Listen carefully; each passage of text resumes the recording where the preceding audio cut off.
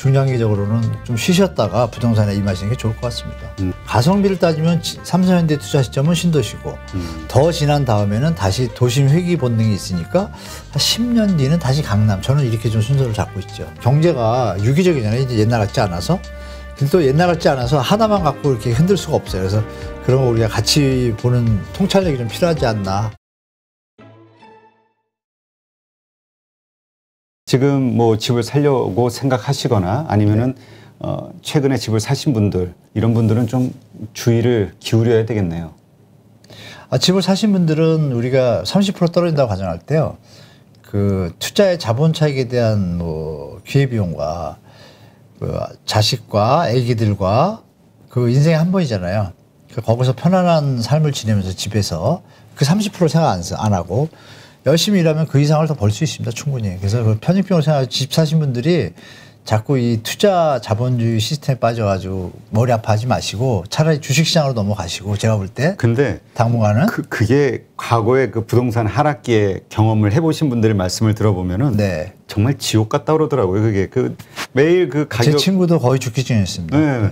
그때 우리 하우스푸어니 이런 말들 많았잖아요. 하우스푸어. 예.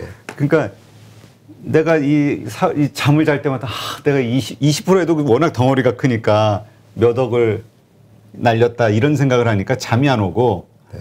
또 이게 다시 과연 전고점 이상으로 올라갈 수 있을까에 대한 또 확신이 없으니까 불안했죠. 많이 불안해했잖아요. 네. 그러면 반대로 이러한 하락기를 지나고 나면은 다시 저런 상승기가 올 수 있다고 보시나요? 예, 올 수 있는데 일본형 버블이 터질 가능성이 저는 한 30% 존재한다고 봐요. 다행인 거는 저희가 그 전체 인구는 줄고 있지만 그 20대에서 생산 연령에서 주택 핵심 연령층이 있거든요. 그 인구는 서울은 받쳐주더라고요. 다행히. 근데 지방은 열악합니다. 그래서 뭐 대구, 세종 이런 데 진짜 조심하셔야 되고 부산도 마찬가지고 서울은 그나마 이제 희소성에서 아직도 좀 수요가 있잖아요.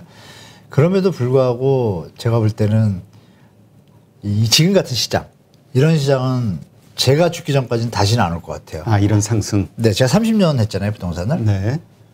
2번, 3번 봤는데, 이거는 코로나가 큰 역할을 했고, 저는. 제가 볼 때. 그리고 박근혜 정부의 전세대출, 이명박 씨 전세대출이 큰 역할을 했고, 그리고 문재인 정부의 또 미스 판단, 그게 이제 또 웬만한 역할을 해서 여기까지 왔거든요. 근데 지금 더 해줄 게 없는 거예요.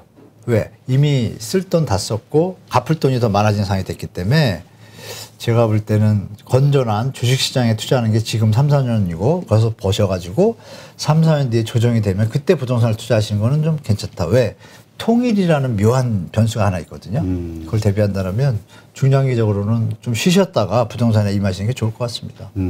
그렇다면 3년, 4년 후 부동산 가격이 그러니까 정점으로, 그러니까 최저점으로 빠진 이후에 네. 이제 매수를 하면 네. 어디에 사는 게 좋겠느냐? 역시 강남이냐? 아니면 우리 뭐 마용성 해가지고 요즘 뭐 한참 떴잖아요. 그런 곳에 사야 되는 것이냐? 제 개인적으로 가성비를 따지면은 3기 신도시를 좀 추천드립니다. 새로 분양하는? 네네. 대한민국이 다른 뭐 런던도 지금 대도시권 계획을 하고 이러는데 그 주택의 질이라는 것도 있잖아요. 서울에서도 똑같은 강남인데 개포동에 있는 수영장 달린 아파트 있잖아요. 이건 뭐 값이 저쪽보다 20, 30% 비싸거든요. 근데 지금 3기 신도시의 그 커뮤니티 시스템이요. 제가 볼 땐 뭐 말씀 많이 하신 4차 뭐 산업 있잖아요. 그 기능이 다 들어가 있어요. 그래서 생각보다 뭐 완패스, 단적인 예로 완패스 시스템. 대표님도 아시죠? 뭐 차부터 시작해가지고. 네, 차부터 시작해서 차에서 내렸는데 짐을 들었는데 주차장 문을 통과해야 되면 내려서 카드 뭐 찍고 해야 되잖아요. 그게 아니고 그냥 자동으로 통과. 엘리베이터 주차도 지문 인식이 돼서 통과. 그러니까 최신식 아파트가 좋다? 당연히 좋은 거 아닌가요? 그럼에도 불구하고 분양 가격이 저렴하잖아요. 저렴하다. 그러면 핵심 구매 연령층인 30대, 40대 초반 분들이 그쪽으로 많이 소진이 돼요. 근데 중요한 건 60대, 70대 분들의 사망률이 지금 데드크로스 났잖아요. 근데 그 중에 비율로는 모르겠지만, 물론 뭐 더 좋은 데 계신 분들이 자본력이 있으니까 더 오래 사시겠지만, 그럼에도 불구하고 언젠가 돌아가실 거 아닙니까? 그러면 베이비붐의 연령층과 이런 계산을 하면 가성비를 따지면 삼성현대 투자 시점은 신도시고 더 지난 다음에는 다시 도심 회귀 본능이 있으니까 한 10년 뒤는 다시 강남. 저는 이렇게 좀 순서를 잡고 있죠. 개인적으로는. 그렇군요. 네. 그러면 그 우리가 이제 그렇게 들어가서 살 때 뭐 여러 가지 이야기가 있잖아요. 그 일본의 경우를 얘기하면서 앞으로는 좀 평형이 작은 게 좋을 것이다. 또 그 가족이 점점 핵가족화, 뭐 1인 가족도 뭐 늘고 있다고 하니까 그 가구가 그러면서 좀 소형 평형대가 좋을 것이냐 뭐 하여튼 여러 가지 이야기가 있는데 일단 어떻게 보세요? 1인 가족의 불편한 지시를 먼저 말씀드리고 소형이 좋은 건 맞습니다. 근데 그 소형이 아주 소형이 아니고 제가 볼 때는 18평에서 20평대 수준, 25평까지. 7평 기준으로? 네네. 거기가 제일 가성비가 좋을 것 같습니다. 효율성이. 강남은 9평에서 10평도 통합니다. 근데 나머지 강북이나 서부권, 강동권은 9평, 10평은 한계가 있습니다. 조심하셔야 되고. 그건 왜냐하면 서울시의 1, 2인 가구에 평균 소득이 작년 말 기준으로 80%가 월 평균 400이합니다. 그러면 계산 나오잖아요. 그분들이 이 6, 7억짜리 계산 안 나옵니다. 살 수가 없습니다. 대출 없으면. 그렇죠. 이런 흐름을 볼 때 한계점의 어떤 수요층이라는 건 한정적이라는 거죠. 1인 가구에 소득이 전문 계층에 계시는 분들. 이분들이 소화할 수 있는 것들은 뭐 진짜 뭐 거부가 되신 분들은 40평 가겠지만 평균적으로 본다라면 그러면 선호할 대상은 이왕이면 15평에서 25평 사이가 제일 적정하다고 보는 거죠. 그래서 똑같은 소형이라도 강남은 8평에서 12평도 가능하지만 나머지 지역은 8평에서 12평은 나중에 소외될 겁니다. 100%. 지금의 가성비 있는 1인 가구 그 네, 시스템에 2인 가구 몇 번을 봐도 제가 계산이 안 나오더라고. 그렇군요. 네. 그렇다면 그 지금 이제 신도시 아파트들 뭐 광교 같은 경우는 뭐 그 강남보다는 뭐 못하겠지만 어쨌든 비슷하게 뺨치죠. 많이 올라왔잖아요. 뺨치죠. 이러한 주변의 수도권 신도시들 이거에 대한 뷰는 어떻게 가져야 될까요? 지금 일각에서는 너무 버블 있는 거 아니냐 이런 얘기 하기도 하고 네. 그래도 접근성 뭐 교통 뭐죠 우리 무슨 연결선이죠 그 기차 연결선. 아니, 그러니까 지금 올라간 집값의 어떤 형성은 대출하고 갭 투자라는 요소잖아요. 근데 우리 시청자분들한테 제가 이것도 알려드리면 좋을 것 같은데 지금 투자를 많이 하신 인구 5천만에 가구수가 2,180만인데 그 중에 다주택자 투자하신 분들, 물론 무주택 갭 투자도 요즘 계시지만 230만 돼요. 그 중에 200만이 일시적 2주택자거든요. 근데 그분들이 물건을 버티기가 힘든 상황이 되고 추가 세력이 들어와야 이게 가격 유지가 되잖아요. 수요가 그렇죠. 받쳐줘야. 근데 정부가 뭐 김현미 장관, 문재인 정부가 실수도 많이 했지만 또 잘한 일도 많습니다. 뉴스에 안 나오는데 제가 드린 말씀인데 2019년도부터 2020년도부터 해가지고요. 현재 상황을 말씀드릴게요. 일시적 2주택 양도세 비과세 제도가 보도에 많이 안 나는데 여기 하시는 분도 많을 거예요 지금. 그럼 재건축을 투자해서 샀다가 이걸 사고 나서 저게 투자할 만해요. 옆에 투자를 했어요. 그러면 이걸 1년 뒤에 샀다고 가정을 하면 이걸 사고 나서 그러니까 이 집을 3년 안에 먼저 집을 팔면 양도세를 안 냅니다. 영원입니다. 양도세 중과하고 필요 없습니다. 2주택자, 3주택자가 두 개를 계속 들고 가는 사람 말고 이런 분들 3년 갭으로. 그래서 이걸 3년마다 투자를 해왔습니다. 선수들은. 네. 이거를 작년 말로 다 정리를 해가지고 어떻게 바뀌었냐 법이 사고 나서 1년 안에 팔아야지 양도세가 비과세입니다. 자 그러면 1년 안에 이 약간 혼재된 시장에서 과감하게 투자해서 양도세 비과세 받을 자신이 있어요? 없죠. 그 가수요가 다 없었습니다. 그래서 아까 그 거래량으로 나타난 겁니다. 그럼 결론 뭐냐?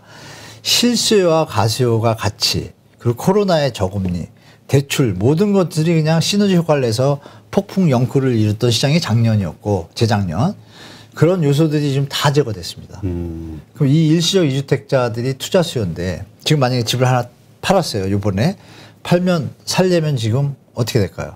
1년 안에 팔아야 된다는 강박관념에 함부로 투자가 안 됩니다. 그래서 당분간 3, 4년은 어려운 상황이 될 거다라는 그 요인도 제가 말씀드리겠습니다. 그러면 그 사실 정부에서 계속 가격 안정화 대책으로 기대했던 게 이제 다주택자들이 그 매물을 세금 뭐 그분들 입장에서는 중과세 이러한 것들 때문에 내놓는 거다. 폭탄이다. 세금 폭탄 맞느니 그냥 내놓겠다. 이런 생각을 가져주기를 기대했었는데 사실은 그렇게 할 바에는 그냥 증여했죠. 증여를 해버릴래 안 팔아 이러면서 매물이 더 잠겼다 네. 이런 반응이 있었잖아요. 정확하죠. 그거는. 근데 이러한 다주택자들이 매물을 내놓지 않는 이 상황이 계속 이어진다 해도 말씀하신 대로 지금의 부동산 하락의 분위기 네. 이건 계속 갈 수밖에 없다. 예, 맞습니다. 근데 그런 상황이면 이렇게 선수들은 법인 매물도 있고 뭐 말씀 주세요. 네. 선수들은 그냥 매물을 그러니까 더 어차피 하락할 거라고 기대가 된다면 지금 다 내놔야 되는 거 아닌가요? 근데 계산을 해보면요. 버틸 여력 갭이 생깁니다. 세금이 80%이기 때문에 2주택자는 세금이 71%예요. 그 계산해서 하락폭이 30-40% 돼도 만약에 요번 정권이 안 된다면 다음 정권 10년이라는 기간을 두고 계산을 하시겠죠. 자기가 부담하고 유지할 수 있는지. 세금 그게 다 돈이잖아요. 그렇죠. 8억이 16억이 됐는데 8억의 차익에 대해서 1억만 수익이 된다면 실수익이 벌써 없는데 양도세가 갔는데 만약에 이게 하락이 됐어요. 그래서 나중에 5억밖에 안 남게 됐어요. 그럼에도 불구하고 정상적인 세금을 내면 그래도 이게 더 남거든요. 그럼 들고 가야죠. 그럼 그때까지 들고 갈 때 부담할 수 있는 자기 능력을 체크하시겠죠. 계산하시고. 그래서 가는데 그래서 이재명 후보가 이번에 던졌잖아요. 다주택자 중과 유예를 하자. 그게 이제 그런 묘한 수입니다. 표와 실제 시장에 만약에 다주택자 매물이 나오게 되면 어떻게 될까요? 더 하향 안정화가 되잖아요. 두 마리 토끼를 다 잡는 수를 이번에 이재명 후보가 던졌는데 당정층에서는 반대를 하잖아요. 그러니까 어떻게 보면 약간 나쁘게 얘기하면 꼴모고 뭐 좋게 얘기하면 일관성이 있다고 하는데 전혀 효용성 없는 일관성이죠. 국민한테는 도움들이 안 되는 거죠. 근데 이 부동산 관련 정책은 이게 또 방송 모르시는 분은 또 이게 이재명 후보를 또 좋게 얘기하는 줄 알고 또 그래요? 오해하실까봐 네. 이거는 뭐 대책과 관련해서는 국민의힘 그 윤석열 후보도 비슷하지 않나요? 이재명 후보하고 상관없이 저는 다주택자 중과 유예를 1년 반 전부터 강력하게 주장했습니다. 그 부동산 개인적으로. 분들은 근데 요번에 그걸 던지니까 저 양반이 시장을 좀 아나 이런 생각을 했습니다. 제가. 근데 중요한 건 윤석열 후보도 그 얘기는 했어요. 똑같이. 그러니까 이거는 다 그렇게 이야기한다면 네. 그 만약에 정부만 생각을 바꾼다고 하면은 네네. 시장에 도움이 되고 국민한테 도움되고 국민 경제에 도움이 되죠. 왜? 대출 안 받고 집 살 수 있는 가격을 내려오면 좋잖아요. 근데 정부는 그거를 굳이 그렇게 좀 꺼려하는 이유가 뭘까요? 고집이죠. 아직. 잘못된 아직. 그러니까 어떤 정책을 던졌는데 인정하기가 좀 면이 팔린다라는. 그러니까 그거는 국민을 위한 정책의 개념이 아니라 자기들 정치적 시나리오에 의한 정치 개념이기 때문에 그건 지탄받아야 된다. 저는 개인적으로 그렇게 생각합니다. 알겠습니다. 그렇다면 지금의 어떤 대선 정책과 관련해서 어떤 또 합의들이 이루어지는 경우 이 주택 가격의 하락은 더 빠르게 일어날 수도 있다. 이렇게 볼 수도 더 빠르지 않죠. 어떤 정부가 와도 하락은 저는 기정사실로 보고 있는데 그 하락이 경착륙 되면 다 안 좋잖아요. 그러니까요. 시스템 게임. 그러니까 이재명이 되든 윤석열이 되든 그건 막습니다. 이미 하는 보고서에도 그게 나와 있어요. 그래서 자영업자분들이 이미 한 번 대출을 유예했는데 이미 보고서에 은행들아 너희들 내년에 그러니까 올해가 됐죠. 올해 금리가 오를 거니 한 번 더 대출 유예를 할 준비를 해라. 대선 중단하기 뭐고 하고 보고서에 들어있습니다. 그런 상황을 감안하면 정부나 누가 대통령이 되더라도 그걸 좌시해서는 안 되죠. 그렇죠. 막아야죠. 우리가 이제 부동산 가격이 말씀하신 대로 뭐 여러 해에 걸쳐서겠지만 뭐 30% 이렇게 이상 하락한다고 했을 때 아까 뭐 영끌했던 사람들이나 정말 그 뭐죠 빚내서 산 사람들 이런 사람들은 되게 타격을 받는 거잖아요. 그게 또 실제 우리 서민 경제에 큰 주름을 줄 수 있고 그러면 정부는 또 뭔가 가지신 분들이 기대처럼 부양책을 또 쓰지 않을까? 혹은 그게 이제 그동안 어떤 금융사반 산업자본주의에서 금융산업자본주의의 어떤 최종의 골 목표는 뭔가요? 채무력을 강화하는 거잖아요. 꼼짝 못 하잖아요. 그냥 뭐 양털깎이 다 당하지 않습니까? 그게 이제 그동안 기득권이나 이쪽에서 해오던 것인데 그러니까 우리가 대선 후보가 누구가 되냐에 따라서 그 투명성이나 기득권의 이득을 위한 정책 방향으로 겉은 멀쩡하지만 예를 들어서 말씀 주신 대로 서민이 피해를 본다 그러는데 영끌한 사람들 그 숫자를 계산하겠죠. 아까 말씀드린 2138만 가구 중에 200만 가구인데 200만 가구 중에 100만 가구는 멀쩡하다고 보면 100만 가구는 피해를 보는데 뭐 재산이 날아가는 건 아니잖아요. 수익이 줄거나 마이너스 되는 부분도 나오겠죠. 그 비율하고 이분들이 고통을 겪으면서 나머지 1,900만 원 어떻게 돼요? 가처분 소득이 늘게 되고 집값이 내려가면 대출이 줄게 되고 금융권은 수익이 줄겠지만 그죠? 지금 대한민국의 은행의 99.9%가 다 외국 자본이 더 많지 않습니까? 심하면 우리은행, 국민은행도 다 60%, 70%가 다 외국 자본인데 지금 뭐 하는 거예요 지금? 국가를 생각을 한다면 그럼 그 다주택자의 피해를 명분으로 건설사와 이런 개념을 가지고 또 살려야 된다는 게 나와요. 근데 중요한 것은 예전에는 건설의 비중이 경제 성장에서 차지하는 포션이 컸기 때문에 그게 잘 먹혔어요. 근데 지금은 이제 스마트화되고 특히 유튜브 방송이 발전하면서 지식이 공유가 됐잖아요. 네. 잘 안 먹힙니다. 요즘 젊은이들이 뭐라냐면 윤석열 후보가 대출 완화, 또 송영길 대표도 당대표 나오면서 대출 완화했잖아요. 그때 뭐라고 했냐면 젊은 분들이 저 기득권 XX 땡땡이들이 우리한테 매기네 다 그랬습니다. 젊은이들이 다 알고 있어요. 안 통합니다. 그러니까 제 나이 또래는 먹힐 것 같다고 보이지만 젊은이들이 비판이 엄청 일어날 겁니다. 그래서 예전같이 쉽게 그렇게 건설사를 볼모로 뭐 누가 피해를 본다 이래가지고 다시 부양? 그건 뻔한 스토리잖아요. 그거의 어떤 폭이 얕기 때문에 상승이나 회복하는데도 예전 같지 않다라고 저는 보고 있는 겁니다. 일본을 보면 알잖아요. 일본은 우리보다 더 심한데. 그렇죠. 그러면 이제 그런 하락이 됐을 때 어쨌건 뭐 이제 이런 어떤 그 뭐라 그럴까요? 그 힘들어하는 분들의 또 목소리가 막 나올 거 아닙니까? 뭐 오래전에 사서 나오죠. 당연히 나오죠. 수익을 낸 분들 말고 뭐 최근에 산 사람들 소위 네네. 이런 분들의 문제 이것을 그럼 정부는 가만히 보고만 있을까요? 아니면 아니 최근에 산 사람들 중에서 자기 집을 산 사람은 문제가 없잖아요. 이거 정확하게 보셔야 돼요. 대표님도 마치 뭐 큰일 나고처럼 얘기하시는데 얼핏 되면 다 그렇잖아요. 그렇죠. 우리가 이제 단순하게 들으면 큰일 나. 근데 자 집을 사서 자기가 들어간 사람 무슨 문제가 있습니까? 자기가 선택한 건 자유시장 투자로 산 사람들 여러 채 가지고 있는 사람들이 문제지. 네, 여기서 문제가 이제 갭 투자해서 여러 채 갖고 있는 사람들이잖아. 이분들은 책임을 져야 돼, 안 져야 돼, 자기가. 벌 때 자기 혼자 갖고. 그 사람들의 숫자를 제가 아까 말씀드렸잖아요. 그 사람들을 구제하는 것이 이런 건 있겠죠. 동시에 다발적으로 물량이 너무 나와서 시장의 잘못된 심리를 역전시키면 회복할 수 없는 시스템의 붕괴를 회복하는 비용이 더 들 경우에 그 비용보다는 여기다 투입하는 게 낫다고 할 땐 보조가 들어가겠죠. 근데 그 보조의 신호가 잘못되는 것과 지금 말씀드린 유튜브가 워낙 발전하기 때문에 예전같이 그렇게 다시 정상화시키는 게 쉽지 않다. 그러므로 그 논리를 가지고 분명히 시장 편향적인 그 분들과 시장 또 진보적인 분들하고 대결이 나는데 거기서 이제 예전에는 시장 편향적이 통했어요. 경제성률 포지션도 많이 갖고 있기 때문에 종사자도 많고. 근데 지금은 이제 다변화됐잖아요. 그렇죠. 그런 부분에서 예전과 같은 똑같은 그림은 안 나올 것이다. 그래서 그것도 감지하시고 만약에 회복책이 나오거나 구제책이 나오더라도 물량 얘기를 드릴게요.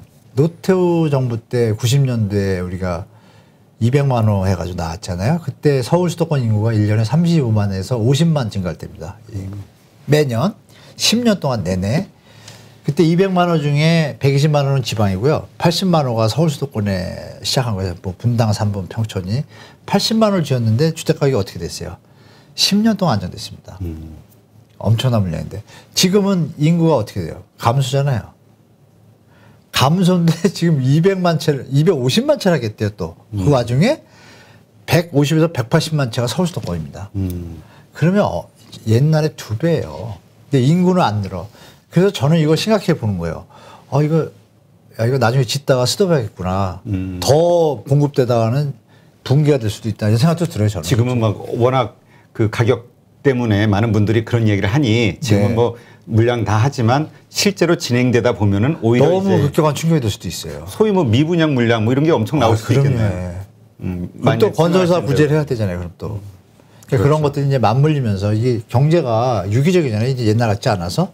근데 또 옛날 같지 않아서 하나만 갖고 이렇게 흔들 수가 없어요. 그래서 그런 거 우리가 같이 보는 통찰력이 좀 필요하지 않나. 향후는 좀 그게 좀 필요합니다. 제가 볼 때. 지금 우리가 이제 서울 수도권 지역은 어느 정도 말씀을 듣고 이해가 되는데 네. 지방 같은 경우는 어떻습니까? 원래 지방 같은 경우는 소위 그 뭐라 그러죠? 그 인구 문제 말씀하신 대로 인구에 오히려 저 규모가 줄어드는 문제들 때문에 일본의 경우를 보더라도 많이 좀 어려울 것이다. 네. 그런데 일어나는 현상은 오히려 막 상승이 많이 일어났잖아요. 네, 많이 났죠. 예.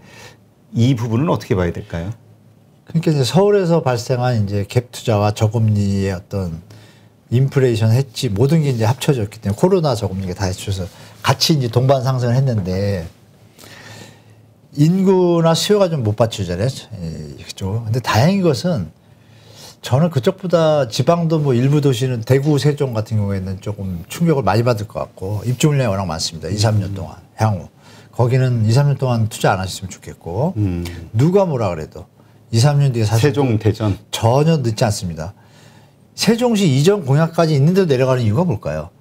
이미 어느 변곡점을 지난 거겠죠. 그래서 잘 흔들리지 마시고 그리고 부산도 제가 볼 때는 거의 끝에 왔다고 좀 봅니다. 그래서 부산도 가수요가 흔들리는 시장인데 중요한 것은 이제 지방은 다행인 것이 뭐냐. 아까 말씀 나눈 왜 소득 대비 부담 지수 있잖아요. 그 부분에서는 좀 괜찮습니다. 원래 가격 자체가 좀 낮았으니까 저평가돼 있으니까. 그리고 그쪽의 소득 수준이랄까요? 소득 수준과 주택 가격을 비교하면 서울보다는 훨씬 안전합니다. 비교적. 그럼에도 불구하고 지방 경제나 어떤 이런 것들이 약해지면 또 수요가 감소돼서 심리가 가세하면 또 서울 따라서 심리적으로 푹 내려올 수 있는데 내용적으로는 많이 내려갈 이유는 별로 없는 게 지방의 상황이 맞습니다. 사실은. 네. 그렇다면 말씀하신 대로 뭐 3년 혹은 그 이상의 기간 동안 서울 수도권 지역은 예를 들어서 한 30% 이상 하락이 될 것으로 예상하시지만 네. 지방의 그런 아파트나 집들은 뭐 그 정도까지는 가지는 않을 것이다. 심리가 전파가 되면 똑같이 내려가죠. 근데 안 돼. 가능성이 내용상을 볼 때는 내려갈 이유가 없어요. 왜냐하면 소득의 한 30%만 돼도 살 수 있는 가격인데 올라갔어도 그건 상식적이잖아요. 근데 그렇죠. 50%는 좀 부담되잖아요. 그런 걸 같이 보시면 좋을 것 같습니다. 하긴 제 기억으로는 어느 분이 그런 얘기 하셨던 것 같아요. 그 리먼 브로더스 사건 때 네. 금융위기 때도 지방은 별로 안 빠졌다.